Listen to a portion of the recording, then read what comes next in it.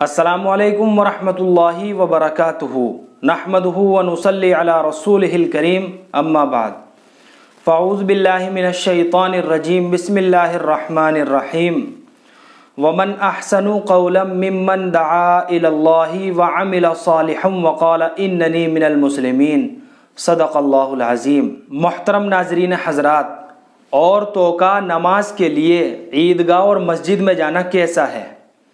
تو آپ حضرات یہ مسئلہ اچھی طرح سمجھ لیجئے کہ اس پرفتن زمانے میں عورتوں کو مسجد اور عیدگاہ میں حاضر ہونے کی اجازت نہیں ہے۔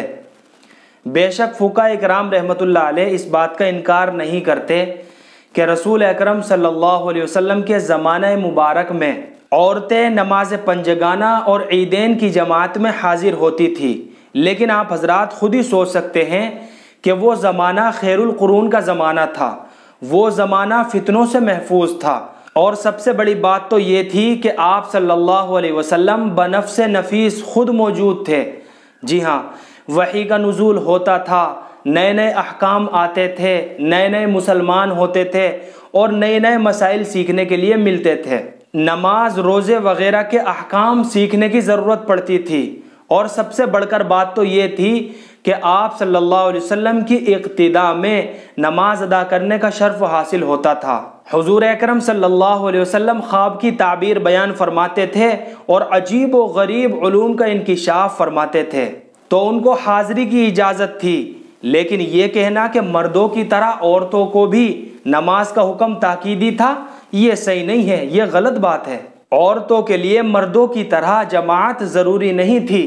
حضور اکرم صلی اللہ علیہ وسلم کا فرمان ہے کہ عورتوں کے لیے سب سے بہترین مسجد ان کے گھر کی گہرائی ہے، یعنی سب سے زیادہ بند اور تاریک کوٹھڑی۔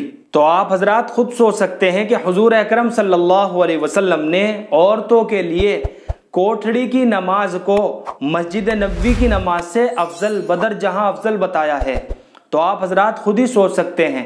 اور اس میں عیدین کو الگ نہیں کیا گیا۔ مساجد گھروں سے قریب ہوتی ہے، لیکن پھر بھی عورتوں کے لیے گھر کی نماز مسجدوں سے افضل بتائی ہے، اور عیدگاہ تو شہر سے باہر اور دور ہوتی ہے۔